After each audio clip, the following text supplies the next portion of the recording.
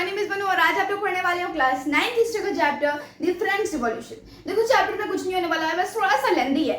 बस मैं आपसे टिप क्या है कि इस चैप्टर को एज अ मूवी देखना, बस सब कंप्लीट हो जाएगा। ठीक है, स्टार्ट करते हैं। जो फ्रेंच रिवॉल्यूशन, देखो चैप्टर का नाम से समझ में आ रहा है फ्रेंच मतलब क्या होता है, फ्रांस एक कंट्री है जिसके बारे में हम लोग पढ़ने वाले हैं। रिवॉल्यूशन का मतलब होता है एक बड़ा सा चेंज जिससे एक बड़ा सा कोई इवेंट होना जिसके कारण एक बड़ा सा चेंज आ जाए। ठीक है, जैसे मोनार्की को डेमोक्रेसी गवर्नमेंट में चेंज कर देना, ये एक बड़ा चेंज है। ठीक है, या ऐसे कुछ चेंज आता है फ्रांस में जिसे हम लोग कहते हैं कि फ्रेंच रिवॉल्यूशन। बाकी इस रिवॉल्यूशन में और क्या क्या थे अभी हम लोग आगे पढ़ने के बाद पता चलेगा। देखो अभी ये टाइटल है अपनी मूवी का।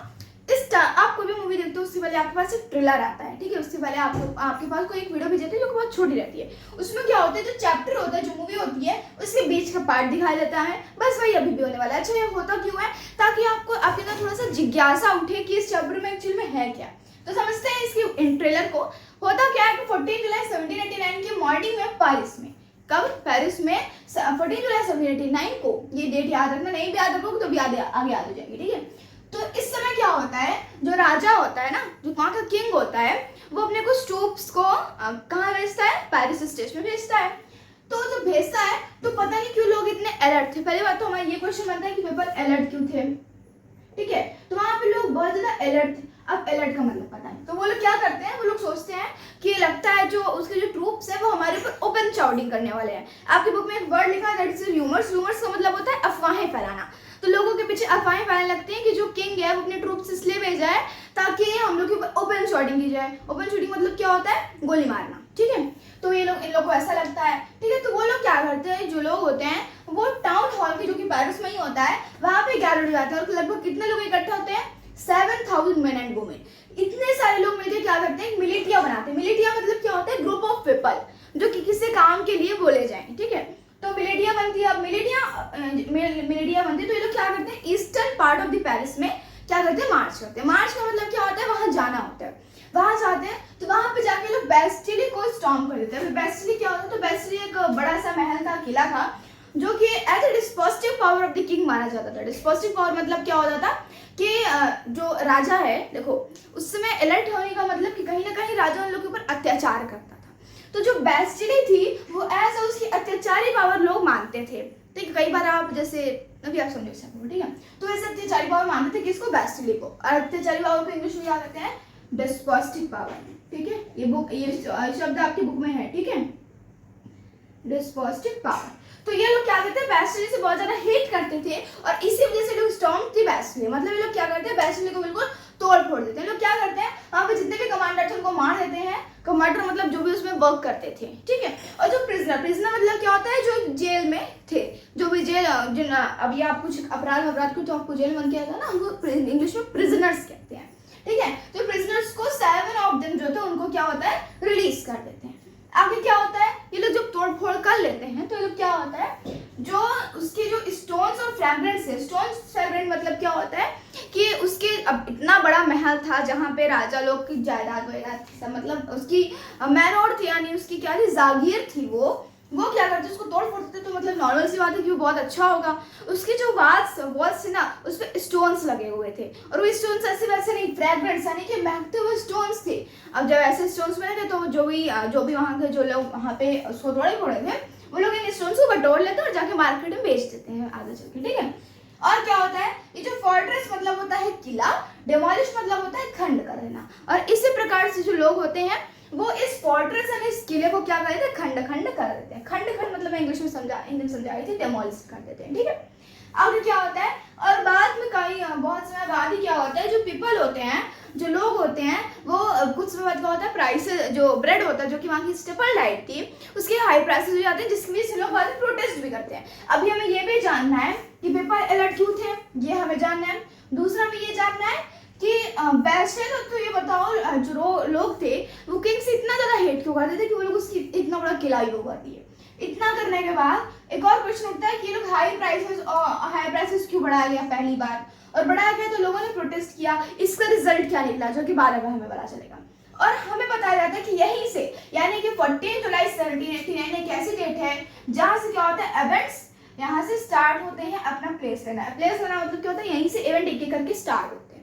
It's the first second of the French revolution. ठीक है, तो इसको अच्छे से याद कर लेना। ये है आपका इंट्रो ट्रेलर, बहुत सारे क्वेश्चन उठे। अब हम लोग स्टार्ट करते हैं first topic, late 18th century. देखो इसको समझते हैं, टॉपिक बहुत आसान है। बस हमें क्या देखना है, देखो हम कोई भी पिक्चर देखते हैं, कोई भी मूवी देखते हैं, इसके पहले हमें देखना होता है उसमें से कौन दादा है, कौन उसकी मम्मी है, जो भी कैरेक्टर होता है उसके पहले हमें बैकग्राउंड को समझना रहता है। वैसे ही चैप्टर समझने से पहले, इसमें क्या इवेंट समझने से पहले हमें इसकी सोसाइटी को समझना पड़ेगा, जो समझ चल गया है, समझते हैं। तो उस समय थे हमारे राजा लुई 16 जो कि अभी सिर्फ 20 साल के थे और वो संभाल रहे थे, क्या गद्दी संभाल रहे थे पूरे फ्रांस की। ठीक है, अगर क्या होता है, इनकी शादी हो जाती है उसी समय। मैरी एंटोनेट जो कि ऑस्ट्रियन की प्रिंसेस थी, it is very important to learn, ठीक है, एमसीक्यू में आ जाएगा। मैंने क्या बताया, लुई 16 की शादी हुई मैरी एंटोनेट के साथ, कब, ऑस्ट्रियन से, कब, जब वो 20 साल के थे और 20 साल में गद्दी संभाली। जब बेचारे ने अपनी ट्रेजरी खोली, मतलब ट्रेजरी क्या होता है, उन लोगों का एक बक्सा नहीं होता, आप ही नहीं बोलते तो उसमें बक्सा होता है, जो एक पूरे जो शहर होता है ना, जो पूरा कंट्री था, उसमें उसकी एक जगह होती है जहाँ से पैसा बाहर निकलता है और वहाँ पे पैसा वापस आता है जब टैक्स लोग देते हैं ना।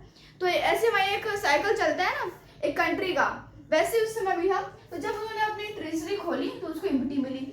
ऐसा क्यों? क्योंकि इसके पहले जो लुई 16 के पहले कोई राजा होगा जिसने बहुत सारा खर्चा किया। वो कैसे किया? तो पहली बात तो कुछ समय पहले लॉन्ग ईयर्स ऑफ वार हुए थे। लॉन्ग ईयर्स ऑफ वार मतलब कि पहले फ्रांस वाले कोई युद्ध हुआ था, तो उसमें बहुत ज्यादा फाइनेंशियल रिसोर्सेस खत्म हुए थे और उन्होंने 1 2 नहीं 13 अमेरिकन कॉलोनीज की मदद की थी। किससे लड़ने में? ब्रिटेन से। और ये ब्रिटेन कौन था? ब्रिटेन था इसका दुश्मन, इसका भी दुश्मन, अमेरिकन कॉलोनीज का भी दुश्मन। तो इसने इसकी मदद करने में चले गया। इसके पास एक एक्स्ट्रा वेजेंट कोर्ट था, इसका नाम था वर्सलीज। ठीक है, अभी आप इसको आगे पढ़ोगे, जहाँ पे मीटिंग होती थी। ठीक है, तो ये जो था, ये वर्सलीज नाम का एक कोर्ट था जो कि इतना ज्यादा महंगा था कि उसकी मेंटेनेंस में बहुत ज्यादा पैसा खर्च हो जाता था। ठीक है, इसके अलावा इतना 3 चीजें करने के बाद, मतलब इतना सब कुछ करने के बाद उसके ऊपर लोन आ गया था। जब उसके पास पैसे कमी हो गई, उसने क्या किया? लोन ले लिया। तो उसने टोटल कितना लोन ले लिया था? 2 बिलियन लीवर्स। लीवर्स क्या होता था? उस समय की एक करेंसी है। ठीक है, और बिलियन 2 बिलियन आप समझ में आ रहा है कितना ज्यादा होगा। ठीक है, तो 2 बिलियन लीवर्स जो थे उसने लोन ले लिया था। और इसके बाद जो लोन लेने वाला, जो लोन देने वाला था, उसने क्या कहा कि भाई हम 25% पे इंटरेस्ट लगाएंगे। ठीक है, तो ये सब हुआ 25% पे इंटरेस्ट पे लगने। मतलब सोचो, अगर आप 1 रुपये, अगर आप किसी से 1 रुपये उधार लिए तो आप उसको 25% 25 रुपये 26 रुपये आप उसका वापस करना पड़ेगा। सोचो, अब हो सकता है इससे ज्यादा मैंने भी कैलकुलेट नहीं किया। ठीक है, इसके अलावा कंट्री के रेगुलर एक्सपेंसेस भी होते थे। मतलब इतने कुछ वो हुई, तभी उसके जो ट्रेजरी थी वो एम्प्टी हो गई थी।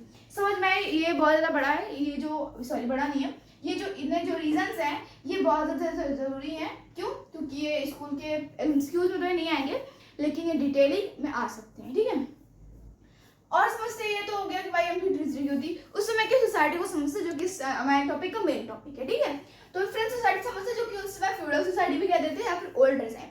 ओल्ड रिजाइम क्यों कहते थे? क्योंकि ओल्ड रिजाइम या फ्यूडल सोसाइटी का कहने का मतलब है वो सोसाइटी जो कि 1789 के पहले की थी। क्वेश्चन आ सकता है एक्सक्यूज में कि ओल्ड रिजाइम मतलब क्या होता है, तो लिख देना ओल्ड रिजाइम का मतलब होता है सोसाइटी बिफोर दी 1789। ठीक है, यहाँ पे समझ में आ गया। आगे समझो तो फ्यूडल सोसाइटी को 3 पार्ट्स में डिवाइड कर दिया गया था। पहला था क्लर्की, दूसरा था नोबिलिटी, तीसरा था third state. First state, second state, third state. First state को क्लर्की कहते थे, दूसरे स्टेट को नोबिलिटी कहते थे। अब ये लोग कौन थे? भाई वो क्लर्जी वो लोग थे जो लोग प्रीस्ट वगैरह, चर्च आप जानते हो ना, चर्च में क्या होता है, कुछ लेडीज वगैरह होती है, कुछ लोग होते हैं जो कि मेन हेड करते हैं, उसको हम लोग क्या कहते हैं?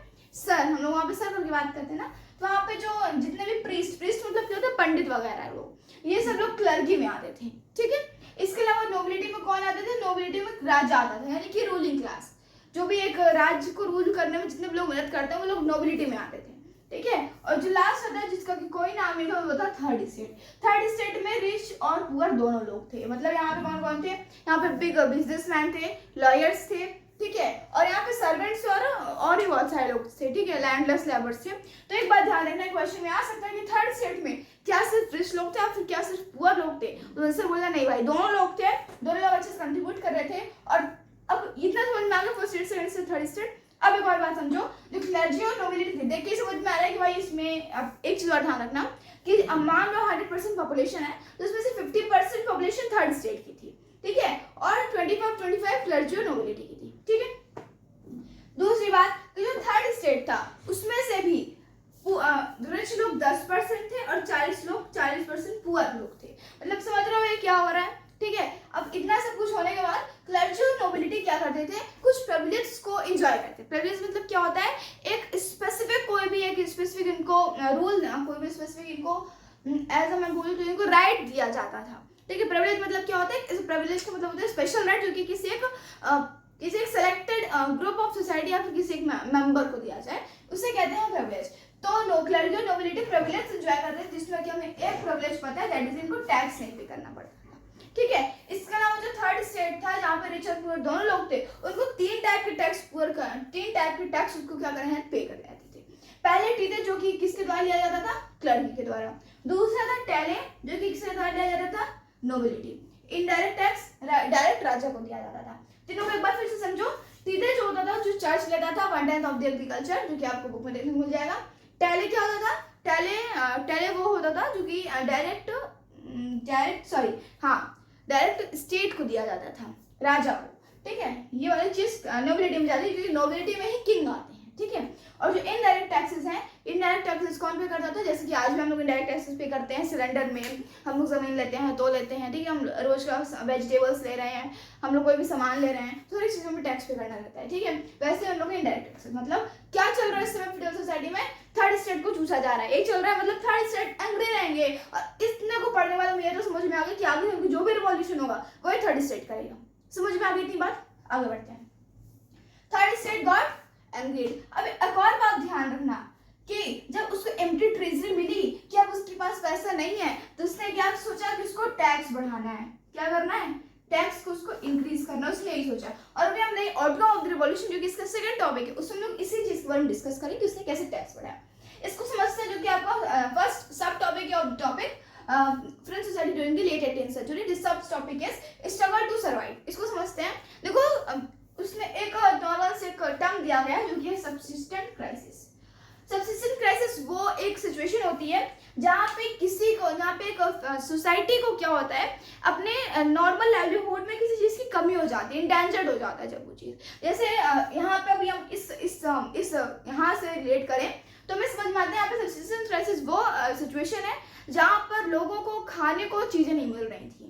ठीक है, और इससे क्या होता है, भुखमरी हो रही थी। अभी तो भुखमरी नहीं हो रही, अभी कुछ इंतजाम हो रहा था सरकार के द्वारा, सरकार नहीं मतलब राजा के द्वारा। क्या करे राजा ने, अब जब ये सब ऐसा क्यों हुआ, ऐसा इसलिए ये वाली सिचुएशन तभी होती है जब खाना की कमी हो जाए, या फिर प्रोडक्शन नहीं हो रहा है, या फिर क्या हो रहा है, या फिर पॉपुलेशन बढ़ रही है, इसके कारण डिमांड भी बढ़ रहा है, लेकिन क्या नहीं बढ़ रहा है, प्रोडक्शन बल्कि घट रहा है। क्यों, क्योंकि हेल और ड्रॉट पड़ने के कारण जो प्रोडक्शन है वो घट रहा है। ठीक है, ये सिचुएशन उस समय ऑकर हुई, तब जाकर सबसिस्टेंस क्राइसिस हुआ। और इसके कारण जो राजा था उसने क्या सोचा, भाई ऐसा है, वहाँ का स्टेपल डाइट था ब्रेड वहाँ का स्टेपल डाइट था, जो कि उसको हम लोग बोलते हैं चपाती, ठीक है, रोटी वगैरह।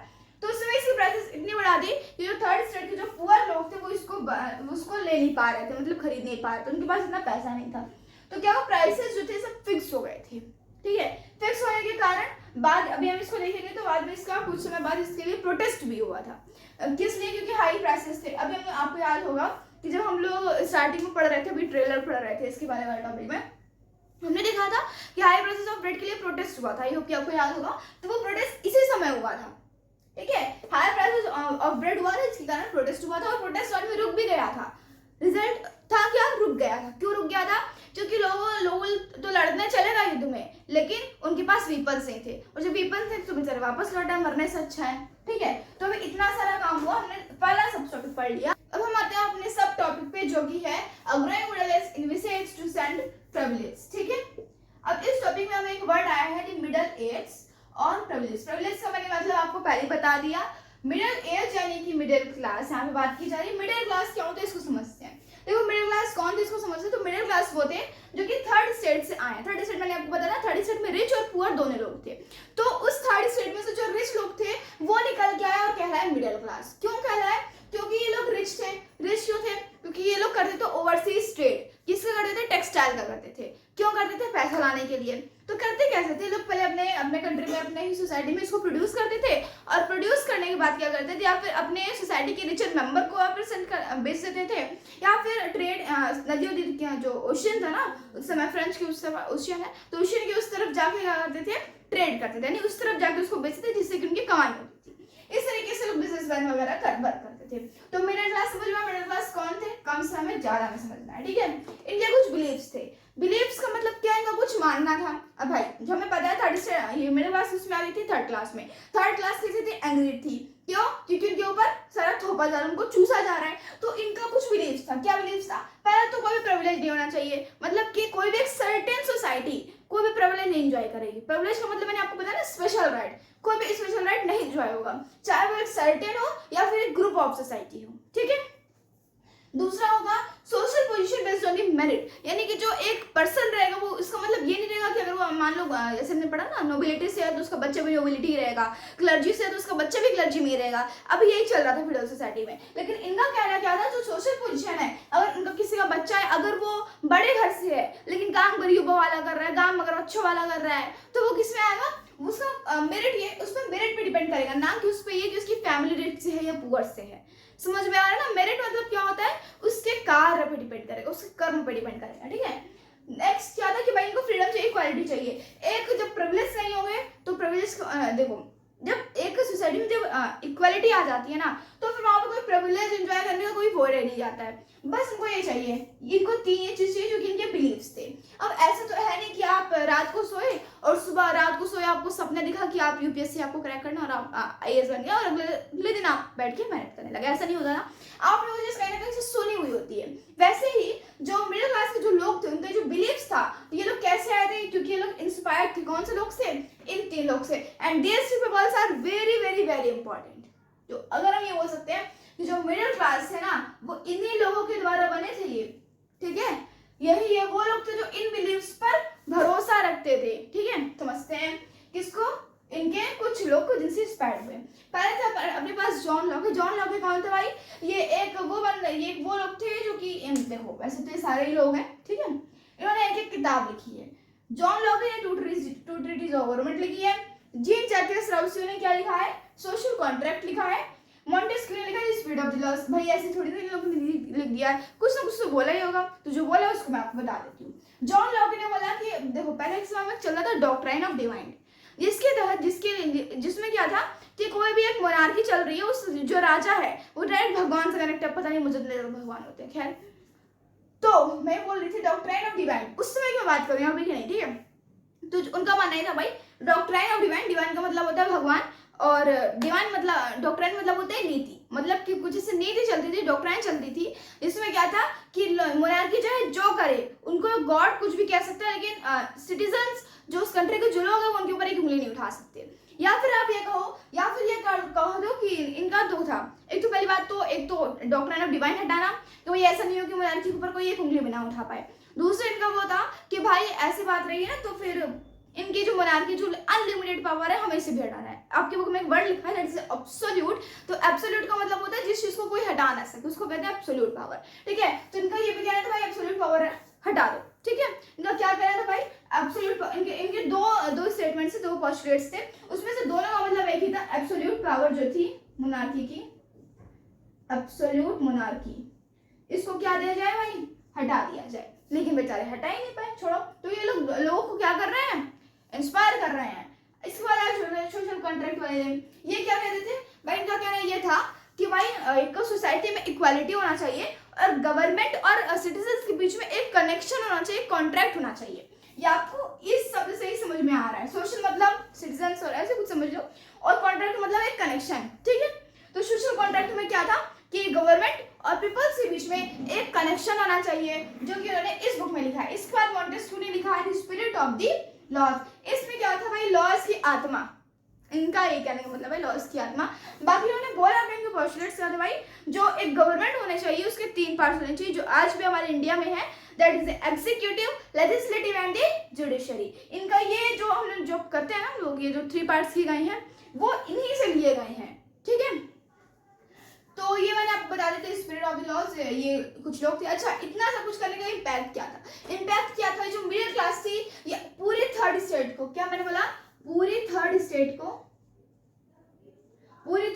इंस्पायर कर रही थी। और उनको क्या कर रही थी भाई, एंग्री कर रही थी, भाई तुम लोग जाओ, तुम लोग के ऊपर क्या किया जा रहा है, तुम लोग को दूसरा जा रहा है, तुम लोग के ऊपर अत्याचार किया जा रहा है। ये लोग इन लोग को समझा रहे थे भाई, ठीक है, जिससे कि लोग एंग्री हो रहे थे। और बाद में इसका इम्पैक्ट क्या हुआ, ये जो चीजें थी ये पूरे हर जगह, हर एक जो भी एक वो होता है ना, पब्लिक प्लेस होती है जहाँ पे लोग जाते हैं, तो हर जगह ये चीज न्यूज़पेपर पे छपने लगा, हर जगह ये चीज होने लगी। न्यूज़पेपर तो नहीं छपना चाहिए क्योंकि उस समय सेंसरशिप थी, और सेंसरशिप का मतलब क्या होता है, लोगों की आवाज को दबाना, ठीक है। कई बार लोगों को सेंसरशिप का मतलब नहीं पता होता है, तो लोगों की आवाज को दबाना मतलब उनके, जैसे गवर्नमेंट चल रही है तो उसके वो अगेंस्ट में न्यूज़पेपर में नहीं लिख सकते, ठीक है। तो ये सब चीजें क्या होती है कि ये सब चीजें पब्लिक प्लेसेस पे बहुत तेज तेज डिस्कशन होने लगते हैं, ये चीज स्प्रेड होने लगती है, और लोग क्या होने लगते हैं, लोग इनसे इंस्पायर होने लगते हैं। और अभी देखना, अभी हम लोग समझते हैं आउटकम ऑफ द रिवॉल्यूशन, और उसमें इनका जो मिडिल क्लास है ना, इनका थर्ड स्टेट पर असर पड़ा है।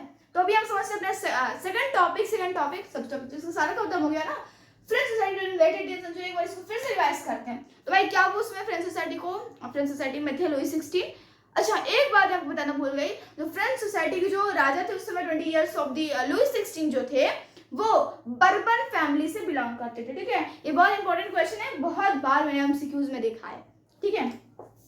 ये बर्बन फैमिली की स्पेलिंग तो आपकी बुक में भी दी गई है यार, लेकिन लिख देती हूँ, ठीक है। तो बर्बन फैमिली से जो लुई 16 ने गद्दी संभाली, उनको इमिटेड रीजनिंग मिली। इमिटेड रीजनिंग के कारण इज वेरी इंपॉर्टेंट, ठीक है। इसके बाद क्या हुआ, इसके बाद हुआ कि तीनों स्टेट को मैंने पढ़ा, हम लोग ने तीनों स्टेट्स को पढ़ा। हमने तीनों स्टेट में हमने समझा कि भाई फर्स्ट और सेकंड स्टेट मौज कर रहे हैं, मौज मतलब मौज उनके लिए, और थर्ड स्टेट को बेचारे काम करवाया जा रहा है, उनसे 3 टाइप ऑफ टैक्सेस दिए जा रहे हैं, टीडीएस, टैली और इनडायरेक्ट टैक्स। इन तीनों में कंफ्यूज मत होना, बाकी 3 में तो नहीं कंफ्यूज होगा, 2 में जरूर कंफ्यूज हो जाओगे, that is TDS and tally. तो इसको एक ऑर्डर वाइज याद कर लो, पहला था टीडीएस, दूसरा था टैली, और तीसरा क्या था, इनडायरेक्ट टैक्स।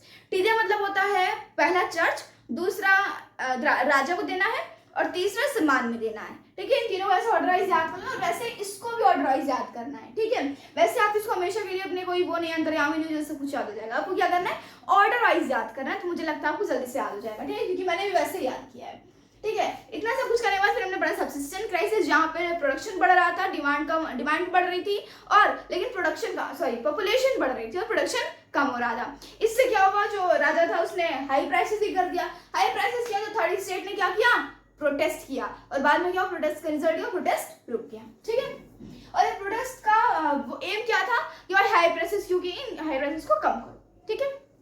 अब हम लोग समझते हैं, इस बार हम लोग ने आगे पढ़ा जो कि हमने अभी जस्ट पढ़ा है, जहाँ पे कुछ मिडिल क्लास कौन थे हमें समझा, थर्ड स्टेट के रिच पीपल्स। इसमें इनके कुछ बिलीफ्स थे, नो प्रिविलेज, सोशल पोजीशन और मेरिट एंड फ्रीडम इक्वालिटी। और ये लोग जो थे 3 पीपल्स इंस्पायर्ड थे, John Locke, Jean Jacob Rousseau and Montesquieu. इन तीनों ने अपनी एक किताब लिखी, इन तीनों के अपने अपने पोस्टलेट्स हैं। और इसका इम्पैक्ट क्या हुआ, इसका इम्पैक्ट था भाई कि ये पब्लिक प्लेसेस पे बोले जाने लगे, और लोग अब क्या हो गए थे, लोगों को समझ में आने लगा था कि एक्चुअल में चल क्या रहा है हमारे साथ, ठीक है, हमारे साथ हो क्या रहा है, ठीक है। तो ये इतनी बातें समझ में आ गई। अच्छा, एक और बात मैं आपको बताना चाहूंगी, अगर आपको समझ में नहीं आ रहा है ना, तो आप क्या करो, वीडियो को फिर से देखो, और फिर भी नहीं समझ में आ रहा है तो मैंने अपने डिस्क्रिप्शन बॉक्स में मैंने अपने नोट्स लिखे हैं, जो कि मैंने खुद से बनाए हैं, ठीक है, और वो चेक्ड भी हैं टीचर के द्वारा। तो खैर उसको छोड़ना, और अपने को नोट्स को देखना है, नोट्स को देख के समझना कि मैंने एक्चुअली में पढ़ाया क्या है। मैंने जो भी पढ़ाया वो मैंने उसी नोट से पढ़ाया है, ठीक है, और मैंने एक ऑर्डर वाइज पढ़ाया है, ठीक है। तो ये हो गया अपना first topic. Let's come to our next topic, that is outbreak of the revolution. देखो आउटब्रेक ऑफ द रिवॉल्यूशन क्या होता है भाई, इतना सब कुछ हुआ, अभी तक हमने सोसाइटी को समझा भाई इसमें चल क्या रहा था, और चलने के बाद अब क्या होता है, जब उसकी कंप्लीट ट्रीजरी निकली, तो मैंने आपको बोला था कि ये एक टॉपिक था जो कि क्या था, टू इंक्रीज टैक्स बढ़ाने के लिए। अब जो टैक्स बढ़ाना था, वो हमारा जो टॉपिक है वो यहाँ पे आता है, ठीक है। Outbreak of the revolution, planning चल रही थी टैक्स को इंक्रीज करने की। अब ये देखो, अभी हमने इसके जो ऑर्डर ऑफ द रिवॉल्यूशन है उसको मैंने पूरा शॉर्ट में लिख दिया इतने में, और इतने में आपको पूरा टॉपिक खत्म हो जाता है, ठीक है। बस इसको डिटेलिंग आपकी बुक में दी है 4 पेज, चलो पढ़ लेते हैं। देखो पहला होता है प्लानिंग टू इंक्रीज टैक्स। देखो माना कि उस समय मोनार्की थी, मोनार्की के पास एब्सोल्यूट पावर थी, लेकिन उसके पास ये पावर नहीं थी कि वो बैठे बैठे टैक्स को इंक्रीज कर दे, ठीक है। उसके पास ये पावर थी कि कभी भी वो, जैसे आज से होता है, आज जो प्राइम मिनिस्टर, या फिर मेरे को उतना डिटेल में नहीं पता, लेकिन मुझे जहाँ तक पता है कि प्राइम मिनिस्टर या फिर जो कुछ भी होता है ना, तो फिर प्राइम मिनिस्टर वगैरह क्या करते हैं, कभी भी मीटिंग को कॉल कर सकते हैं, और कभी भी मीटिंग को बीच में डिमोलिश भी कर सकते हैं। भाई ऐसे मीटिंग नहीं होगी, जाओ हम लोग कल मीटिंग करेंगे। वो कभी भी टैक्स फिक्स कर देते हैं और कभी भी डेट को हटा देते हैं, ठीक है। तो ये सब किसके अंडर में होता है, पीएम के द्वारा होता है। वैसे ही उससे मोनार्की के पास भी ऐसे ही पावर थी, ठीक है। मोनार्की के पास भी ऐसी पावर थी कि भाई वो कभी बोल दे कि भाई मीटिंग आ जाओ मेरे पास। तो उसने क्या किया 5 मई 1789 को एक मीटिंग रखी। भाई डेट मैं यहाँ लिख रही हूँ, डेट को अच्छे से याद करना है, डेट इज वेरी इंपॉर्टेंट। तो पहला क्या होगा भाई, पहली डेट वेरी इंपॉर्टेंट जो है 5 मई।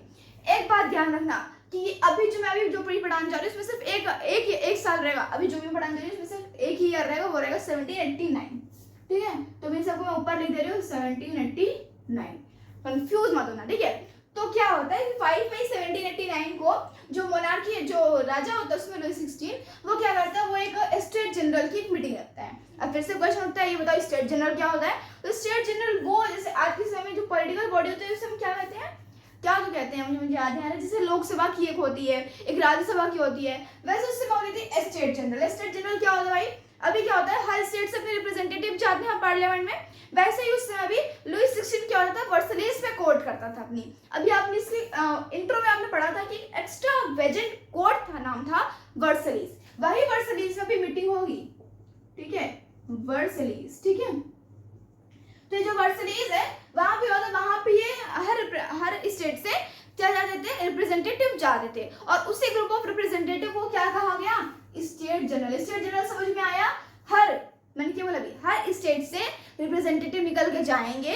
ठीक है, उसी ग्रुप को क्या कहा गया है, स्टेट जनरल कहा गया है। बात समझ में आई। अब एक और बात ध्यान रखना कि जो अपने पास जो फर्स्ट स्टेट थे उसमें से 300 रिप्रेजेंटेटिव थे, सेकेंड स्टेट से भी 300 थे, और थर्ड स्टेट से 600 रिप्रेजेंटेटिव थे। जिससे कि हमें पता है कि थर्ड स्टेट बड़ी स्टेट है, ठीक है, उसमें ज्यादा पॉपुलेशन है। तो ये था रिप्रेजेंटेटिव की संख्या। तो क्या करा लुई 16 ने, सीटिंग अरेंजमेंट इतना अच्छा करवाया ना कि बेचारे उनका खून जल गया। किनका खून जला, थर्ड स्टेट का, जिनके पास 600 मेंबर्स थे। क्या हुआ कि भाई पहले तो राजा बेचारा यहाँ बैठा, वहां इस तरफ फर्स्ट स्टेट को बैठाया, इस तरफ सेकंड स्टेट को बैठा आराम से, और जो थर्ड स्टेट के मेंबर्स थे उनको ऐसे यूं पीछे खड़ा कर दिया। अब बताओ मतलब कितना उनको महसूस हो रहा होगा, मतलब कितना अजीब लग रहा होगा। अब पहली बात तो सीटिंग अरेंजमेंट उन्होंने बिल्कुल सड़ा करवाया, मतलब थर्ड स्टेट को बिल्कुल डिस्क्रिमिनेट ही कर दिया, मतलब। ठीक है, तो 5 मई 1789 को मीटिंग हुई, पहली मीटिंग। ठीक है, एक और क्वेश्चन आ सकता है कि ये तो मीटिंग हुई थी, ये बताओ इसके पहले, अच्छा उस समय में जितनी आजकल जितनी मीटिंग होती है ना, अभी इस समय ऑपरेशन सिंदूर चला था, जिसमें बहुत सारी मीटिंग हुई है, पार्लियामेंट्री मीटिंग नहीं होती लेकिन वैसे मीटिंग हुई है। ठीक है, तो उस समय बहुत टाइम को भी मीटिंग होती नहीं थी। ठीक है, मैं बताऊं तो 5 मई 1789 को इसमें मीटिंग हुई थी, फ्रेंच रिवॉल्यूशन में जो मीटिंग आती है, और इससे पहले जो मीटिंग हुई थी वो हुई थी 1615 में, इसके पहले एक मीटिंग हुई थी। सोचो मतलब कितने समय पहले मीटिंग हुई थी। खैर छोड़ो, ये वाला डेट याद रखना भाई, इट इज वेरी इंपॉर्टेंट। ठीक है, किसके पहले लास्ट मीटिंग कब हुई थी, बिफोर फ्रेंच रिवॉल्यूशन 1615। ठीक है, तो सीटिंग अरेंजमेंट के द्वारा उनको डिस्क्रिमिनेट कर दिया गया। इसके बाद क्या होता था कि भाई जो लुई 16 है, वहाँ पे जो पार्लियामेंट थी, वर्सलीज था, वहाँ पे क्या होता था, वहाँ पे लुई 16 ने बोला, वहाँ पे एक वो चलता था, एक तरीका चलता था जहाँ पे हर एक स्टेट से एक वोट आएगा। मान लो उसने बोला कि भाई मुझे टैक्स को इंक्रीज करना, वो तो कौन कौन हामी भर रहा है, तो फर्स्ट स्टेट से एक वोट आया, सेकंड स्टेट से एक वोट आया, थर्ड स्टेट से भी एक वोट आया, भाई वो जीत जनरल बात है। लेकिन अब क्या लुई 16 ने बोला कि भाई ऐसा है, जो 1 वोट इक्वल टू 1 स्टेट हम लोग जो कर रहे हैं, मतलब मेरे कहने का मतलब क्या है कि एक वोट एक स्टेट से आएगा। ये जो हम लोग जो तरीका कर रहे हैं, ये आगे भी ये तरीका चलेगा। तो भाई थर्ड स्टेट गुस्सा आ गए, क्यों पता है, क्योंकि इन दोनों में से भाई चलो ठीक है एक एक निकले, लेकिन 600 लोग मतलब इसमें 2 होने चाहिए। तो इन्होंने क्या किया कि इनके सामने एक प्रपोजल रखा। क्या प्रपोजल था भाई, उन्होंने बोला कि भाई 1 vote is equal to 1 member रहेगा, 1 vote is equal to 1 member. लेकिन क्या किया, जो प्रपोजल उसने भेजा तो राजा ने मनाया था भाई नहीं, हम नहीं करेंगे। फिर से उनको अच्छा सा मतलब कुछ हुआ, इसके अलावा मतलब कुछ हुआ, मतलब उनको अच्छा नहीं महसूस हुआ। ठीक है, इसके अलावा जो वोमेन्स थी, मतलब जो नीचे जाति के लोग थे, जैसे वोमेन्स हो गए, वैसे वोमेन्स नीचे जाति के नहीं होते। ठीक है, तो उस समय की बात बता रही है 1789 की, फ्रांस में। ठीक है, तो उस समय क्या हुआ, वोमेन्स, आर्टिजन्स और पीजेंट्स को, इन 3 टाइप ऑफ लोग को एंट्री नहीं मिली, और जब एंट्री नहीं मिली तो उधर से 40,000 लेटर को भिजवाया गया। और ये कौन लिखा था भाई, कौन लिखा था बताइए जल्दी से, पीजेंट्स, वुमेन्स और आर्टिजन्स। ठीक है, इतनी बात समझ में आ गई। अब जब इतना उनको वो सब किया गया तो वो लोग क्या, वो लोग गुस्सा आ गए, बोले भाई अब हमें इस असेंबली में नहीं रहना। वो लोग वहां से भाग गए। ठीक है, बोले पूरे थर्ड स्टेट के लोग भागे थे, ऐसे नहीं तो कुछ ही लोग भागे थे। ठीक है, तो सब लोग आउट ऑफ द असेंबली हो गए, और कहाँ जाके एकत्रित हो गए, जो वर्सलीज था, जो कोर्ट था, उससे ग्राउंड में जाके। कब एकत्रित हुए, ये यहाँ से चल के ऐसा तो नहीं है, यहाँ से चले गए डायरेक्ट उसके ग्राउंड में चले गए। वो लोग क्या हुआ, जब मीटिंग हो गई तो 20 जून को ये वाला इवेंट कब हुआ था कि वो लोग एने वगैरह बना रहे। एक मिनट हमें डाल दें पहले, ठीक है। तो मैं क्या बता रही थी कि ये सब हुआ तो क्या हुआ कि 20 जून को 20 जून 1789 को इनका ये वाला काम हुआ। कौन वाला कि ये लोग क्या किए गए, वर्सलीज के ग्राउंड पे, अभी जो वर्सलीज की बात कर रही थी ना उसी के ग्राउंड पे गए। उस समय देखो तल्ला जानते हो, तल्ला, हम पहले तल्ला पे रहते हैं, हमारे स्कूल दूसरे तल्ला पे हमारी क्लास है। तल्ला मतलब क्या होता है, फ्लोर। तो फर्स्ट फ्लोर पे इन लोग की वर्सलीज वाली जो होती थी मीटिंग होती थी, और ये लोग क्या करते 20 जून को जाकर वर्सलीज के ग्राउंड में जो कि एक टेनिस कोर्ट था, टेनिस कोर्ट में समझो जहाँ पे टेनिस खेला जाता है, ठीक है, वहां पे लोग जाके क्या किए, वहां पे लोग जाके क्या किए, एनए बनाया। ये एनए क्या होता है भाई, मैंने शॉर्ट फॉर्म लिख दिया, बाकी ऐसा कोई शॉर्ट फॉर्म होता नहीं है, ठीक है। एनए का मतलब होता है नेशनल असेंबली, जो कि अभी मैं आपको समझाने के लिए लिखा हूँ, ठीक है। तो उन्होंने अपनी एक नेशनल असेंबली बनाई, उन्होंने सब स्वरब किया। स्वरब मतलब उन्होंने कसम खाई कि भाई ऐसा है, अब हम बनाने जा रहे हैं अपनी नेशनल असेंबली और अब हम बनाएंगे अपना कॉन्स्टिट्यूशन जो कि फॉलो होगा, जब तक नहीं फॉलो होगा हम यहाँ से नहीं हटेंगे, ठीक है। उन्होंने भाई स्वरब किया।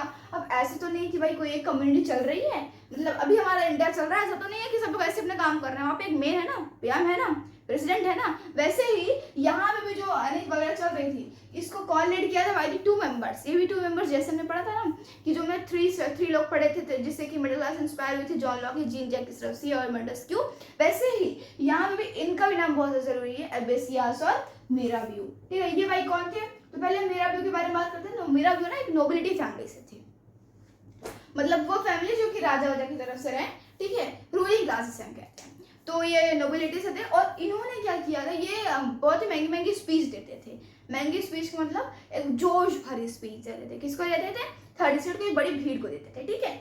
और दूसरी थी ये मैन थे, वोमेन नहीं थी, ये मैन थे, नाम से पहले मुझे भी लगा था वोमेन है, ठीक है। और जो ऊपर वाले एबेसियास से थी वोमेन, इन्होंने क्या किया था, इन्होंने बहुत ही ये क्या करते थे, ये इंपॉर्टेंट इन्होंने पैम्पलेट लिखी थी जिनका था what is the third state.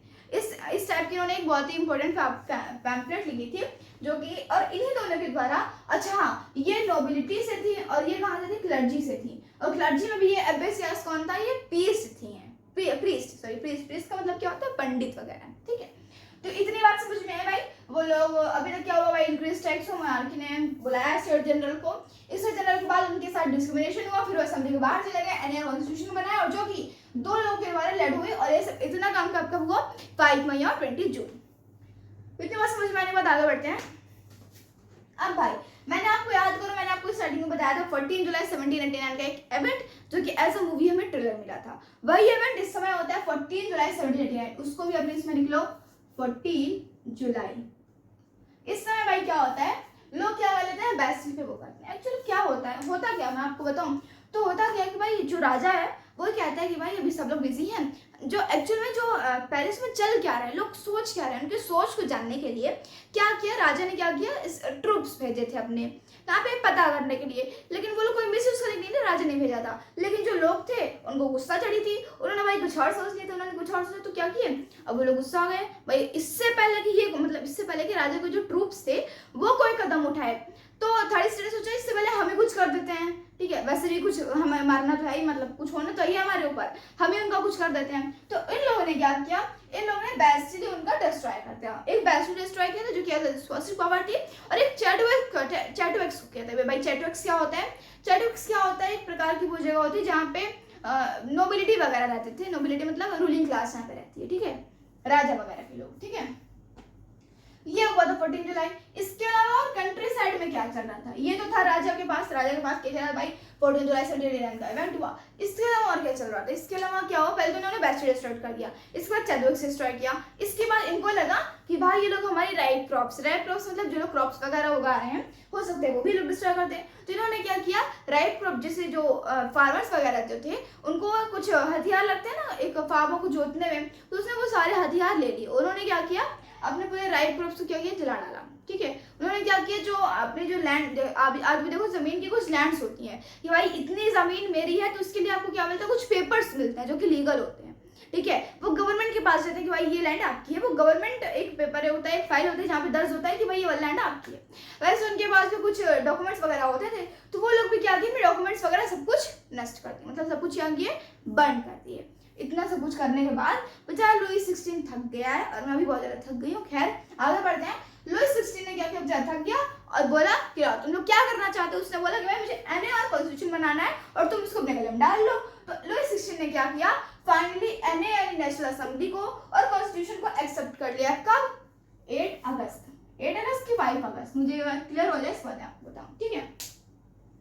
तो इतना कुछ हुआ। अभी मतलब क्या हुआ, लुईस 16 ने इसको मान लिया। अच्छा, इसमें कॉन्स्टिट्यूशन में था क्या, ये बहुत इंपॉर्टेंट क्वेश्चन है कि जो कॉन्स्टिट्यूशन बना था उसमें था क्या। तो भाई उसमें ऐसा कुछ बोल रहा, 4 अगस्त 1789, 4 अगस्त 1789 को इन्होंने क्या किया था भाई, बोला भाई अब ऐसा मेरे गले में माला डालो। इसमें एक डिक्री पास हुई थी। डिक्री में क्या था भाई कि जैसे कि ये सब किसके द्वारा हुआ था, अच्छा मिडिल क्लास ने सब किया था। मिडिल क्लास लोग 3 लोगों से इंस्पायर थे। उन्होंने तीनों लोगों का जो भी कहना है, पहला तो एब्सोल्यूट वैल्यूम ऑफ मोनार्की उन्होंने हटा दिया, दूसरे सोशल कॉन्ट्रैक्शन कर दिया। सोशल कॉन्ट्रैक्शन के साथ साथ जो हमारे जो वो थे पार्ट्स ऑफ द गवर्नमेंट, उसको भी उन्होंने लगा दिया। तो इतना जो भी इन्होंने इंस्पायर हुए थे वो सारी चीजें इन लोगों ने कॉन्स्टिट्यूशन पे जोड़ी थी, ठीक है। इतनी बात आपको समझ में आई। डिग्री में क्या था, पहली बात तो इनका मेन, अगर आपसे पूछा जाए इसका मेन ऑब्जेक्ट क्या था, तो बोल देना कि इसका मेन ऑब्जेक्ट था मोनार्की के एब्सोल्यूट पावर को लिमिट करना, ठीक है। यहाँ पे आपको क्या होता है, ये टॉपिक कंप्लीट होता है। क्या इतना आपको समझ में आया, कोई भी डाउट? देखो इतना आसान टॉपिक है ना, कुछ भी नहीं है, बस एक बार आप वीडियो देखो, इसको जाके एनसीईआरटी पढ़ लेना, और एनसीईआरटी मत भी पढ़ना तो मैंने आपको डिस्क्रिप्शन में नोट्स भेजा, उस नोट्स को हो जाए सब कुछ समझ में आ जाएगा, मतलब सब कुछ, ठीक है ना। तो यहाँ तक आपका इसका इंट्रो कंप्लीट होता है इस टॉपिक का। इसके अंदर पे एक सब टॉपिक आता है जिसका नाम है France becomes a constitutional monarchy. देखो अब जहाँ पे जिस कंट्री में एक कॉन्स्टिट्यूशन भी बन गया है और साथ साथ में एक मोनार्की भी है, तो वो वाली कंट्री क्या कहलाएगी, कॉन्स्टिट्यूशनल मोनार्की, ठीक है। 1791 में इसका ड्राफ्ट कंप्लीट हो गया। ड्राफ्ट कंप्लीट होने का मतलब क्या है कि एक पेज कंप्लीट हो जाना है कि इसमें जो टोटल लिखा रहता है, ठीक है। तो 1791 में इसका ड्राफ्ट कंप्लीट हो गया, इसकी कोई फिक्स डेट नहीं है, ठीक है। इस बार क्या होता है, अच्छा इसमें था क्या, declaration of rights of man and citizen था। अच्छा आप थोड़ी गौर से देखो इसको, सबसे पहले ना फ्रांस में declaration of the man and citizen था। सिटीजन में तो सिर्फ मैन की यहाँ बात की गई है, मतलब वुमेन का कुछ है ही नहीं यहाँ पे, मतलब मिडिल क्लास लोग भी वुमेन की इज्जत नहीं करते थे, ठीक है। तो पहले declaration of rights of man हुआ, ठीक है। अच्छा इसके बारे में कुछ पॉलिटिकल सिंबल्स, आप बुक खोलो तो आपको मिलेंगे, एक अलग से वो अच्छा पेज है आपको, उसमें पेज कलर्ड हाईलाइटेड है वो पेज, ठीक है। उसमें पॉलिटिकल सिंबल्स की बात की जाती है। अभी आप इस इमेज को देखो, इस इमेज में भाई क्या है, इस इमेज ये वही इमेज है जहाँ पे किसकी इमेज है, declaration of rights of man and citizen, ठीक है। अब इस इमेज में और पॉलिटिकल सिंबल्स में जितने भी पॉलिटिकल सिंबल्स, एक बार अच्छे से ढूंढो कि क्या ये पॉलिटिकल सिंबल्स उस जो फिगर में है, जो भी अभी आपको सामने दिख रहा है, क्या ये इस फिगर में है। तो देखो आप कौन सा मिल जाएगा भाई, बिल्कुल है, ठीक है। अब एज पॉलिटिकल बनाए क्यों गए थे, क्योंकि देखो उसमें बहुत सारे लोग अनएजुकेटेड थे, मतलब उनको पढ़ना लिखना नहीं आता था, तो उनके लिए सिंबल्स बनाए गए थे कि भाई तुम्हें समझो कि इस सिंबल का मतलब ये होता है, इस सिंबल का मतलब ये होता है, आप समझ लो उसमें कॉन्स्टिट्यूशन कैसा था, ठीक है। हम भी ऐसे कुछ बात करते हैं, भले हम लोग एजुकेटेड हैं, अब ऐसा मुझसे हम लोग एजुकेटेड तो नहीं पढ़ेंगे, खैर पढ़ लेते हैं। पॉलिटिकल सिंबल में सबसे पहला सिंबल आता है, मैं इसको कहाँ लिखूँ समझ में नहीं आया, तो मैं अपने मुंह से ही बक दे रही हूँ, ठीक है। पहला पॉलिटिकल सिंबल जो कि क्या था भाई, ब्रोकन चेन। अब ऐसा तो है नहीं कि कोई ब्रोकन चेन लेके घूमेगा। देखो जब कोई भी प्रिजनर होता है ना, जब उसको जेल में बांधे तो उसको उसकी हथौड़ी बना दी जाती है, और ऐसे ही जब उसको छोड़ा जाता है तो उसकी हथौड़ी तोड़ दी जाती है। तो बस वही ब्रोकन चेन मतलब क्या होता है कि the act of becoming free. इसके अलावा भाई क्या था, मुझे भी याद नहीं आ रहा। इसके अलावा क्या था, एक रेड फ्रिजियन कैप थी। इसका क्या मतलब क्या है, जब कोई स्लेवरी मतलब समझते हो, मतलब आप किसी स्लेवरी का मतलब होता है गुलामी। गुलामी का मतलब क्या होता है, आप किसी के लिए काम भी करो और आपको 2 रोटी के अलावा एक पैसा ना मिले, उसी को कहते हैं स्लेवरी। तो जब लोग स्लेवरी से हट जाते थे ना, तो उनको एक रेड फ्रिजियन कैप बनाई जाती थी, ठीक है। रेड फ्रिजियन कैप मतलब समझ में आया, act of becoming free from slavery, ठीक है। 2 चीज मैंने आपको समझा दी। तीसरी हम लोग ने देखी थी, जो एक स्नेक था वो गोल गोल है, वो अपनी पूंछ उखा रहा है, ठीक है। वो क्या था, वो साइन दिखाता है इटर्निटी। इटर्निटी मतलब क्या होता है, वो साइकिल जो कभी खत्म भी नहीं होती और कभी स्टार्ट भी नहीं होती है, ठीक है। वो इसे कहते हैं the eternity of symbol of eternity, ठीक है। इसके अलावा हम देखते हैं स्केप्ट्रे। स्केप्टर क्या होता है, स्केप्टर आप जानते हो जो मोनार्की वगैरह होते हैं, वो अपने हाथ में कुछ लेके चलते हैं, उसको स्केप्ट्रे कहते हैं, ठीक है। अब मैं आपको जितनी भी चीज़ बता रही हूँ ना, वो सारी चीज़ें आपको उस फिगर में दी हुई हैं। नहीं, ठीक है। इसके अलावा और भी बहुत सारे थे पॉलिटिकल सिंबल्स से, उसको आप समझ लें, बहुत ज़्यादा कठिन नहीं है, ठीक है। तो ये हो गया अपने आउटब्रेक ऑफ द रेवोल्यूशन, जहाँ पे हमें ये कुछ डेट्स मिल गई और इन डेट्स में गॉड डेट बहुत ज़्यादा जरूरी है। कब? 1615। रिवाइज करते हैं। 5 मई को 1615 को इसकी पहले वाली हुई थी। 5 मई को इसकी पहली मीटिंग हुई ऑफ द स्टेट, जहाँ पे लोग गुस्सा आ गए। गुस्सा में क्या किया? गुस्सा ने उन्होंने प्लान किया, ठीक है। तो उन्होंने क्या किया? एनुअल बनाया कॉन्स्टिट्यूशन का 20 जून को। इसके बाद क्या हुआ? इसके बाद उसने अपने ट्रूप्स भेजने के कारण कुछ मिसअंडरस्टैंडिंग हुई, कुछ र्यूमर्स हुए, जिसके कारण 14 जुलाई का इवेंट हुआ। इसके बाद फिर इवेंट होने के बाद अब देखो भाई क्या हुआ, क्या एक्चुअली में हुआ 14 जुलाई के इवेंट में, थोड़ा ध्यान से जाओ ना। तो 14 जुलाई के इवेंट में क्या हुआ था कि राजा किसी और मकसद से अपनी सिपाही को भेजा। जो लोग थे वहां के वो किसी और मकसद से उनसे झगड़ा करने लगे, लेकिन राजा ने फिर से कुछ और समझा और उसने क्या किया? कॉन्स्टिट्यूशन को अपने हाथ में ले लिया। चल क्या रहा है बताए, वो एक दूसरे का माइंड को नहीं समझ पा रहे हैं, ठीक है। तो 4 अगस्त को उसने माला अपने गले में डाला। 1791 को ड्राफ्ट कंप्लीट हो गया। इतनी सी बात हुई और कुछ भी नहीं है। क्या आपको समझ में आया अभी तक? सोसाइटी समझा। फिर मोनार्की से कॉन्स्टिट्यूशन मोनार्की हो गई। अब आगे जो टॉपिक रहेगा उसमें क्या होगा पता है? मोनार्की ही हट जाएगी। फिर क्या होगा? सिर्फ constitution, France अबॉलिशेस monarchy and becomes Republic. अभी मैंने जस्ट बोला ये पहला रिवॉल्यूशन तब हुआ जब किंग मर गया, जब कॉन्स्टिट्यूशन मोनार्की बनी। दूसरा रिवॉल्यूशन तब हुआ जब मोनार्की ही पूरी तरीके से हटी और कॉन्स्टिट्यूशन और रिपब्लिक बन गया। कॉन्स्टिट्यूशन हुआ और फिर रिपब्लिक बन गया, ठीक है। अब इसको समझते हैं जो टॉपिक है। देखो यहाँ पे क्या होता है पता है? यहाँ पे भी अभी तक क्या हो रहा था कि भाई राजा ने अपने गले में माला डाल लिया था और उसने क्या किया? अब वो जब माला डाल दिया तो अब बेचारा फंस गया। अभी हम लोग ये वाले टॉपिक को पढ़ने जा रहे हैं, ठीक है, रिवाइज नहीं कर रहे हैं, ठीक है। टॉपिक हम लोग पढ़ने जा रहे हैं। तो अब जब उसने माला डाल दिया, अब उसका एक दोस्त था प्रुशिया। प्रुशिया कौन था? वही इसका दोस्त था। उसने प्रुशिया से बात की, बोला कि भाई ऐसा हम फंस गए हैं, हमारे जो सिटीजन है वो हमारे ऊपर चढ़ाए हैं। अब सीक्रेट नेगोशिएशंस मतलब क्या होता है कि सीक्रेट तरीके से बात करना। जब दो राजा के बीच में बात होती है तो बीच में सिपाही नहीं रहता आपके पास, तो वही होता है सीक्रेट नेगोशिएशन विद प्रुशिया। जो फ्रेंच होता है ना, फ्रेंच जो लुई 16 होता है, वो किसके साथ करता है? प्रुशिया के साथ सीक्रेट नेगोशिएशंस करता है। इसका कहने का मतलब यही है। अब जब करता है, जब सिटीजन्स को यह सब बात पता चली तो लोग बड़े उत्साह हुए। तो उन्होंने क्या किया? 1792 में, कब? 1792 में वोट कर दिया। क्या वोट किया? कि भाई अब प्रुशिया और ऑस्ट्रिया के बीच में युद्ध होगा। प्रुशिया और फ्रांस के बीच में क्यों नहीं किया?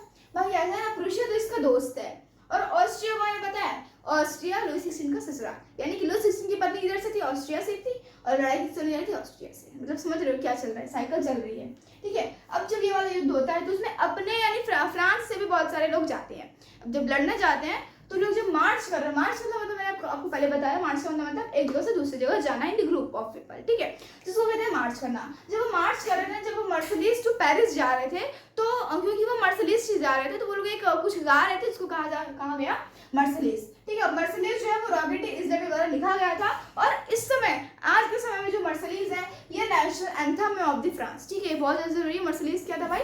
मर्सिलीज वो है जो लोग थे, जो पीपल्स थे, जब मार्च कर रहे थे फ्रॉम मर्सिलीज टू पेरिस, तब उन्होंने इसको गाया था। फर्स्ट टाइम उन्होंने गाया था। कौन? फ्रांस के पीपल, ठीक है। और तब से लेकर आज तक national anthem of the France, ठीक है। तो मर्सिलीज का बहुत बड़ा क्वेश्चन हो सकता है। मर्सिलीज का नाम क्यों पड़ा? क्योंकि मर्सिलीज से मार्च किया जा रहा था, इसलिए, ठीक है। इस बात क्या हुआ भाई? अब वोट हो गया, बढ़िया युद्ध हो गया। युद्ध होने के बाद कुछ बहुत ज़्यादा हुई, परेशानी वगैरह हुई, फाइनेंशियल प्रॉब्लम हुई, बट कोई बात नहीं, सबने संभाल लिया।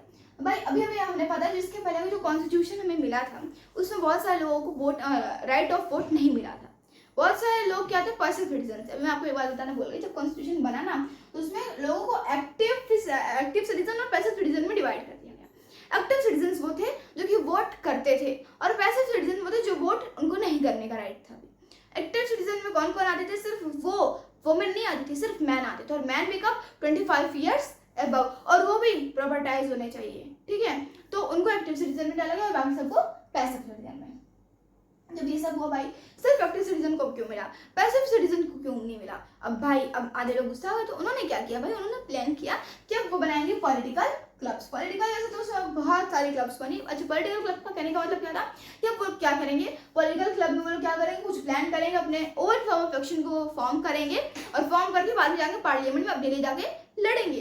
जैसे कि मैंने बताया कॉन्स्टिट्यूशन आगे, कॉन्स्टिट्यूशन बनने के बाद पार्लियामेंट भी हो जाता है, पार्लियामेंट में क्या करेंगे, जाके अपने लिए लड़ेंगे। और इसलिए पॉलिटिकल क्लब्स का इमरजेंस हो रहा था। उसमें से one of the most important जो पॉलिटिकल क्लब था वो था जैकोबिन क्लब, जिसको हम आगे चल के जेसी के नाम से मैंने आपको अपने कॉपी में लिखा है, ठीक है, उसको ध्यान से देखना। तो जैकोबिन क्लब में मैंने इसको लिखा है, ठीक है, जैकोबिन क्लब ये one of the most important political club था। इसमें क्या था, इसकी जो लीडर थे वो थे मैक्सिमिलियन रॉबेस्पियर, ठीक है। क्या हुआ भाई, मैक्सिमिलियन रॉबेस्पियर ने क्या किया, पहले तो इनका बहुत मोस्ट इंपॉर्टेंट था, लेकिन क्वेश्चन ये उठता है मोस्ट इंपॉर्टेंट क्यों था, क्योंकि अच्छा मोस्ट इंपॉर्टेंट नहीं, मोस्ट पॉपुलर था ये। क्यों था भाई, क्योंकि जो जैकोबिन क्लब है इसमें सबसे ज्यादा थर्ड क्लास के पुअर लोग थे। कौन लोग थे, पुअर लोग थे। इस वजह से जैसे सर्वेंट्स हो गए, लैंडलेस लेबर्स हो गए, ये इसमें आते हैं। किसमें आते हैं भाई, जैकोबिन क्लब में आते हैं। पुअर होने के साथ साथ ये लोग क्या करते थे, ये लोग एक अलग टाइप की क्लॉथ्स पहनते थे, स्ट्रिप्ड क्लॉथ्स पहनते थे, स्ट्रिप्ड ट्राउजर्स पहनते थे, और यही चीज इन लोग को अलग दिखाती थी। और इनका कहना क्या था भाई कि भाई राजा वाजा को हटाओ, किनका कहने का मतलब था, जैकोबिन क्लब। क्या उनका कहने का मतलब था, मोनार्की हटाओ।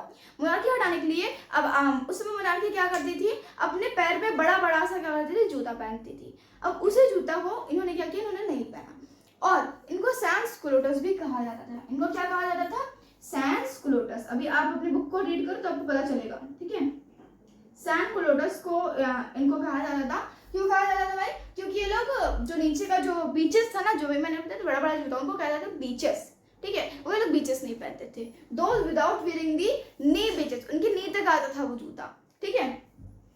तो जैकोबिन क्लब के बारे में समझ में आया भाई, वो कौन थे, क्योंकि ये इसमें पुअर लोग इसलिए पॉपुलर था। ये इसमें अलग टाइप ऑफ क्लॉथ्स पहनते थे, इसलिए भी ये पॉपुलर थे, ठीक है। अब जब इतना करने के बाद इन्होंने क्या किया, इनको पॉपुलैरिटी इन्होंने पाली। पॉपुलैरिटी पाने के बाद इन्होंने क्या किया, टुलरीज में कौन लोग रहते थे, राजा और राजा की फैमिली रहती थी। कहाँ पे, टुलरीज। टुलरीज एक टाइप का महल है जहाँ पे लोग रहते थे, मतलब लोग नहीं, राजा रहता था। तो उन्होंने क्या किया, उसको भी स्टॉर्म कर दिया। और अभी कौन किया भाई, थर्ड स्टेट के पुअर लोग किए हैं। इसके पहले जो बेस्टली स्टॉर्म हुआ था वो रिच पीपल के द्वारा, मिडिल क्लास के द्वारा हुआ था। इस बात को मत भूलना भी जो मैं बता रही हूँ, ठीक है। बेस्टली जो कि rich poor of the third state के द्वारा हुआ था, और जो अभी टुलरीज पे हुआ है ये poor people of the third state के द्वारा हुआ है, ठीक है। इसका अच्छे से ख्याल रखना, सॉरी। तो अभी क्या हुआ, टुलरीज पे इन्होंने किया, और टुलरीज पे जाके इन्होंने किया क्या, इनका मकसद क्या था, इन्होंने राजा को पकड़ा और जेल में डाल दिया। भाई जाओ, अब तुम राजा बैठे रहो आराम से। राजा के साथ इन्होंने इसके सिपाही वपाही को मार डाला, ठीक है। और राजा और उसकी पत्नी को कैद कर लिया। कैद करने के बाद इलेक्शन हुआ, इलेक्शन के बाद कन्वेंशन चूज हुई। अब देखो एक इलेक्शन हुआ ना, तो इलेक्शन होने के बाद एक वो पार्टी जो कि जीतती है ना, उसको उसमें कन्वेंशन कहा गया, ठीक है। कन्वेंशन क्या होता है समझ में आया। इलेक्शन होने के साथ साथ 21 ईयर्स ऑफ अबव, मतलब अब नॉन प्रोवर्टाइज क्वेश्चंस भी अलो कर दिए गए थे कि वो भी अब वोट दे सकते हैं। और इसके साथ साथ और क्या हुआ कि अभी तक 25 ईयर्स अबव कॉन्स्टिट्यूशन था, और अब क्या होगा, 21 ईयर्स अबव कॉन्स्टिट्यूशन बन गया, ठीक है। अब यहाँ पे क्या हुआ भाई, अभी जो इलेक्शन सिर्फ हुआ है, अभी रुको, ये सब कुछ नहीं हुआ, ठीक है, सॉरी। अभी इलेक्शन हुआ, कन्वेंशन बनी। इसके बाद क्या हुआ, 21 सितंबर 1792 को अब मोनार्की अबॉलिश कर दी गई। डेट क्या है, 21 सितंबर 1792, ठीक है। और फिर इसके जस्ट कुछ महीने बाद 21 तारीख को ही जनवरी 1793 में एक प्लेस है जिसका नाम था डे ला कॉनकॉर्डे।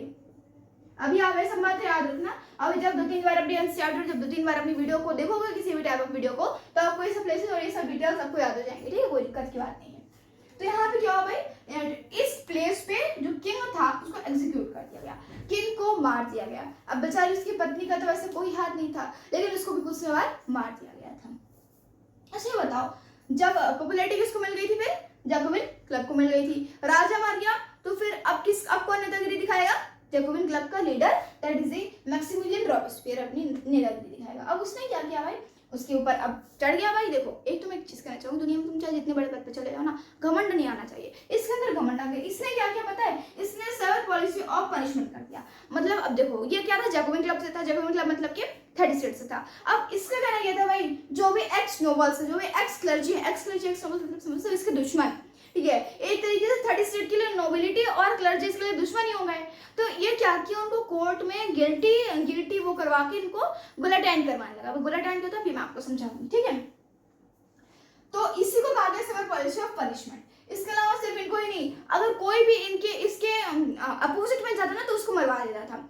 इवन कि इतना इसका सिविल पॉलिसी ऑफ पनिशमेंट बढ़ चुका था कि जैकोबिन क्लब के जो लीडर है मैक्सिमिलियन रॉबेस्पियर, इनके जो सपोर्टर थे ना वो भी अब इनको वो करने लगे। लेकिन सपोर्टर को भी इनका डर लग रहा था, अगर मैं अपोज किया इस सामने जैसे तो मुझे मरवा देगा। तो सपोर्टर वगैरह इसके सारे लोग मिलकर क्या किए, इसको भी गुलाटैंड करवा दिए। कब? कोर्ट में। कब करवाया? जुलाई 1794 में। अभी मैं आपको समझाने वाला था कि गुलाटैंड का मतलब क्या है। देखो गुलाटैंड वो एक मेथड है जो कि डॉक्टर गुलाटैंड के द्वारा इन्वेंट किया गया था। ये एक वो, जैसे आप कभी कभी देखे होगे पुराने समय की, आप कृष्णा वाली पिक्चर देखे होगे, पिक्चर नहीं एक सीरियल आता है ना, कभी आप सीरियल वगैरह देखो तो पुराने समय में क्या होता था कि एक इस टाइप का कुछ होता था, ठीक है, ये टेबल है, उसमें इस टाइप का कुछ होता था और यहाँ पे एक बंदा अपनी मुंडी रखता था और ऊपर एक रखी थी ब्लेड। वो ऐसे उसको नीचे कर दिया तो जो इंसान है वो अपने सर से उसकी बॉडी अलग हो जाती थी, यही होता था ना। और इसी तरीके को गुलाटैंड कहा गया। गुलाटैंड डॉक्टर गुलाटैंड के द्वारा इन्वेंट किया गया। देखो बहुत आसान है ना, मर्सिडीज, क्योंकि मर्सिडीज से स्टार्ट होता है इसलिए उसका नाम पड़ा जैकोबिन। अच्छा एक और बात बताना भूल गई कि जैकोबिन का क्लब, जैकोबिन नाम इसलिए पड़ा क्योंकि इसके ज्यादा लोग थे ना, जैकोबिन क्लब की जो मीटिंग होती थी वो सेंट जैकोब में होती थी, ठीक है। कहाँ होती थी भाई? सेंट जैकोब में होती थी, एसटी जैकोब। इस बात को मत भूलना कृपया करके, ठीक है। तो जैकोबिन क्लब की बात समझ में आ गई भाई। जब से राजा मरा तब से लीडर कौन बन गया था? Maximilian Robespierre. और जब मैक्सिमिलियन रॉबेस्पियर हट गया, मतलब जब मर गया, मतलब कि जुलाई 1794, इन दोनों के बीच के समय को कहा गया reign of terror. Reign of terror क्यों कहा गया? क्योंकि सिविल पॉलिसी ऑफ पनिशमेंट इस समय में चल रही थी। अब बहुत बच्चे क्या करेंगे, इसको ऐसे याद कर लें भाई, 1793 से 1794 तक रीगन ऑफ टेरर चला था, ऐसे आपके बुक में भी लिखा है। लेकिन आपको क्या याद रखना है? आपको याद करना है कि 21 जनवरी 1793 से लेकर जुलाई 1794 तक किसका राज चला था? रीगन ऑफ टेरर, ठीक है। ये फ्रांस वर्सेस मोनार्की का ये क्या सब टॉपिक है, रीगन ऑफ टेरर, ठीक है। इसके बाद क्या होता है भाई, जब वो मर जाता है तो फिर से मिडिल क्लास पावर में आ जाती है। मतलब चल क्या रहा है पता है, पहले कॉन्स्टिट्यूशन मोनार्की थी, इसके बाद थर्ड स्टेट के रिच पीपल यानी मिडिल क्लास ऊंची उठी, जिसके कारण कॉन्स्टिट्यूशन बना। कॉन्स्टिट्यूशन के बाद हमारे कॉन्स्टिट्यूशन मोनार्की आई।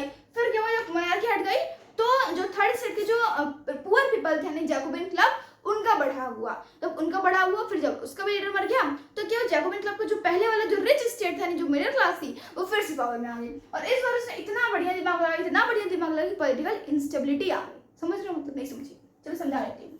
क्या होगा भाई, अभी क्या आपके घर, आपका एक बड़ा सा घर है, उसमें एक मेंबर है, जैसे आपके घर में ग्रैंडफादर होंगे तो ठीक है, कुछ घर में नहीं होंगे, खैर जो ग्रैंडफादर होता है ना उनको एज अ मेन वो माना जाता है, एज अ क्या बोलते हैं उसको, हेड माना जाता है, ऑफ दी एक घर का हेड माना जाता है।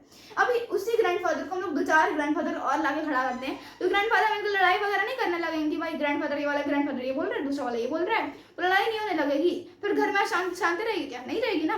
वैसे ही क्या हुआ, वैसे जो न्यू कॉन्स्टिट्यूशन, अब देखो जब मिडिल क्लास अपने राइस में आया, जब जैकोबिन क्लब का क्या हुआ, जब जैकोबिन क्लब का नीचे गया तो क्या हुआ भाई, जो इधर की जो मिडिल क्लास यानी एमसी मिडिल क्लास और मिडिल क्लास का उठाव हो गया। तो क्या हुआ भाई, फिर से नया कॉन्स्टिट्यूशन बना। एक बार कॉन्स्टिट्यूशन बन चुका था, दूसरी बार इलेक्शन हुआ था। जब मैं आपको बताया ना कुछ दिन पहले कि 21 ईयर से बाबा हो गया था, ठीक है। ये सब क्यों था? ये सब इस समय हुआ था, ठीक है। तो न्यू कॉन्स्टिट्यूशन बना था भाई। और पॉलिटिकल इंस्टेबिलिटी क्यों थी? क्योंकि पहली बात तो एग्जीक्यूटिव में 2 मेंबर हो गए थे भाई, एग्जीक्यूटिव में 1 हेड नहीं रहेगा, 2 हेड रहेगा। और लेजिस्लेटिव में 1 हेड नहीं रहेगा, 5 हेड रहेंगे। और इन्हीं के कारण क्या हुआ, पॉलिटिकल इंस्टेबिलिटी हो गई। और पॉलिटिकल इंस्टेबिलिटी होने के कारण मिडिल क्लास, फिर से मिडिल क्लास का डाउनफॉल हो गया। डाउनफॉल हो मतलब मिडिल क्लास का रूल चला जाना होता है, ठीक है। इसके बाद क्या होता है, इसके बाद एक मिलिट्री डिक्टेटर होते हैं जिनका नाम होता है नेपोलियन बोनापार्टे। कौन होता है भाई? Napoleon Bonaparte. अब जिनका रूल आ जाता है, इनका रूल कब आता है भाई? इनका रूल भी हम देख लेते हैं। तो इनका रूल आता है 1908 में, 1804 में। तो जो नेपोलियन बोनापार्ट ने जब ये सब होता है, सब कब हुआ था भाई? ये सब पहली बात तो वो गुलिटाइन हुआ था, फिर बेटा नहीं क्या क्या हुआ तो मुझे भी नहीं पता, लेकिन नेपोलियन बोनापार्ट का रूल कब आया था? 1804 में आ गया था। अब जब ये बहुत अच्छे युद्ध कर्मी थे, ठीक है, ये युद्ध बहुत अच्छे से करते थे। तो क्या हुआ भाई, क्योंकि ऐसे में पता है मिलिट्री डिक्टेटर थे, तो क्या किया इन्होंने, एक एक करके पूरा यूरोप को ना छेकना स्टार्ट कर दिया। छेकना मतलब क्या भाई, थोड़ा सा भाषा थोड़ा ध्यान देना है मैंने, ठीक है। तो मैं क्या बोल रही थी कि इन्होंने क्या किया, ऐसा मॉडर्नाइजर ऑफ यूरोप इनको माना। मॉडर्नाइजर मतलब समझते हो, जो क्या कर रहे हैं, लगातार क्या कर रहे हैं, चेंज ला रहे हैं। तो ये क्या किया, यूरोप में लगातार चेंज आ रही थी। कैसे चेंज आ रहा था, एक एक करके सारी कंट्री को अपने अपने कंट्रोल में लेते जा रहे थे, ठीक है। तो इसीलिए इनको मॉडर्नाइजर, पहले तो लोगों को लगा भाई अगर हमारी कंट्री में आ जाएंगे तो फिर इक्वालिटी आ जाएगी। तो लोग क्या करना शुरू कर दिए, लोग इनको सपोर्ट करना स्टार्ट करे। लेकिन बाद में क्या हुआ, इनके जो सिपाही वगैरह थे, ठीक है, इनके जो सिपाही वगैरह थे वो कुछ इन्वेडिंग फोर्स लगाना स्टार्ट कर दिया, मतलब कि लोगों पर अत्याचार करने लगे। अब जब ऑब्वियस सी बात, जब लोगों पर अत्याचार होने लगेगा तो क्या लोग इनका सपोर्ट करेंगे, नहीं सपोर्ट करेंगे। तो क्या किया, कुछ समय बाद वाटरलू पे 1815 में, कब 18, अबे मार्कर की खत्म हो गई बेचारी, मेरी भी बैटरी कम हो गई, उसकी बैटरी कम हो गई, बताओ। तो मैंने भी आपको क्या बोला कि 1815 में वाटरलू में क्या हुआ, इनको डिफीट कर दिया गया। कुछ कंट्रीज के राजा एक साथ मिले और इनको मिलके हरा दिए, मारा नहीं थे, इनको हराए, डिफीट किए थे, ठीक है। और डिफीट होने के बाद अब जो भी है हम उसको 10th क्लास में पढ़ेंगे। तो ये था अपना पूरा डिफरेंस रिवॉल्यूशन। अच्छा ठीक है, याद है आपको, सारी बात समझ में आ गई? कोई डाउट है तो बता दो, डाउट है तो मुझे कैसे बताओगे भाई, लाइव सेशन थोड़ी चल रहा है, कमेंट में लिख दो, ठीक है। तो ये थी अपने पूरा फ्रेंच रिवॉल्यूशन। देखो हमने पहले समझा फ्रेंच के उस समय चल क्या रहा था, कहने में समझा कि मम्मी पापा कौन थे, कौन कौन था, एक एक करके हमने सबको समझा।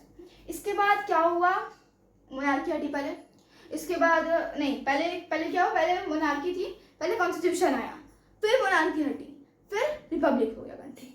रिपब्लिक होने के बाद लास्ट में किसका चला था, नेपोलियन बोनापार्टे का चला था। अब इतना कुछ होने के बाद, सारे इवेंट्स हो चुके हैं, आपको क्या सही बात आपको समझ में, आपको डिस्क्रिप्शन में एक नंबर लाइन दे दूंगी, उसको भी याद कर लेना, ठीक है। ये जो अभी तक हमने पढ़ा है, सारे इवेंट्स पढ़ लिए, सब कुछ पढ़ लिया। अब पढ़ना है इम्पैक्ट, कि वुमेन्स पर क्या इम्पैक्ट आया और लोगों पर क्या इम्पैक्ट आया, और बाकी का कंक्लूजन तो हमने अभी ही देख लिया कंक्लूजन, ठीक है। तो ये था मेरा प्रचार, जिसमें हमने इवेंट्स देखे हैं। इम्पैक्ट देखने के लिए जल्दी से कमेंट करो कि मैं इम्पैक्ट की वीडियो कब लाऊं, ठीक है। This for about all this video अच्छा लगे तो वीडियो को लाइक कर देना और चैनल को सब्सक्राइब कर देना, ठीक है।